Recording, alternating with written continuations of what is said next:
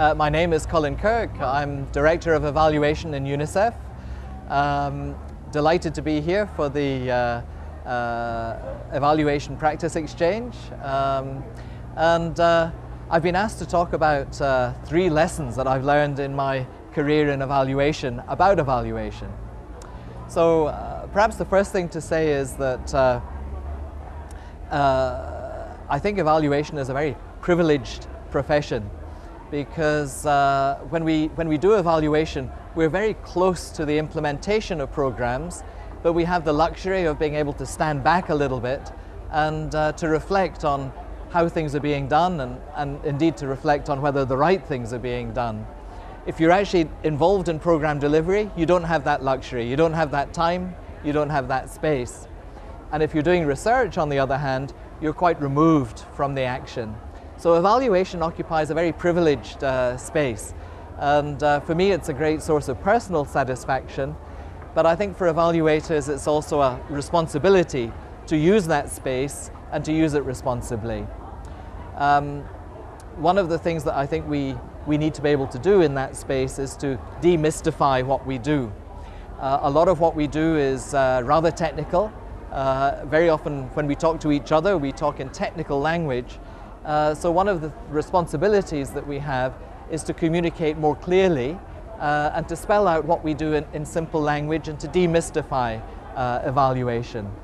It's important that we have high standards, but using technical language isn't the same as having high standards and being rigorous.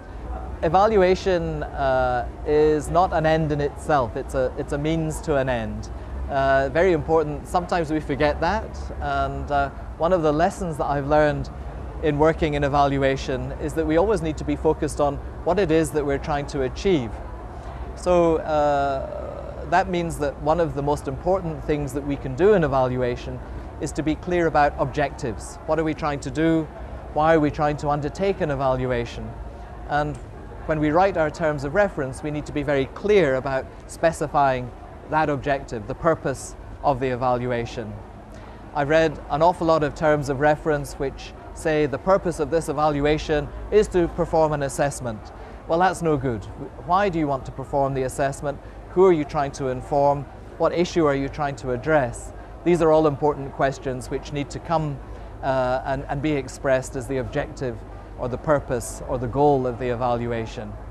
So getting the terms of reference right is a really important lesson, I think, in being able to deliver good and effective and meaningful evaluation. Let me move on to another lesson. That I've learned. Again, it's a very satisfying lesson, and this concerns stakeholder involvement. So we undertake evaluations not for ourselves, we undertake evaluations so that we can inform our stakeholders, and even more important, so that we can engage with our stakeholders. So I undertook an evaluation recently. We commissioned an evaluation in UNICEF recently of some funding that we received for improving our response to humanitarian emergencies. And this was a grant which followed on from an earlier grant that we'd received for the same purpose. The earlier grant we'd evaluated, and we discovered that we couldn't really say what had been achieved because of the way the grant had been administered. The evaluation showed that it had been spread very thinly, and there were no indicators for the results that were expected. And so when we came to evaluate, it was very difficult to tell what had been achieved. So when we received a further follow-up grant, we worked with our colleagues in the humanitarian office to try to put in place some good practices in terms of making sure there was some sort of a baseline, there were some sorts of indicators, and that we would be able in future to tell what the program had achieved. So I think we were successful in that. We involved our humanitarian colleagues in the process of undertaking an evaluability assessment. In other words, was the intervention ready to be evaluated?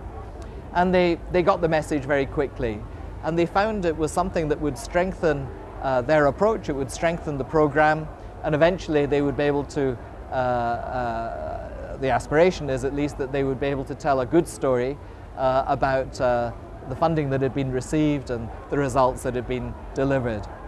So working in that collaborative way, we found it a very useful and engaging way of moving forward, with great enthusiasm eventually from our colleagues in the humanitarian side. So thank you for this opportunity to say a few words.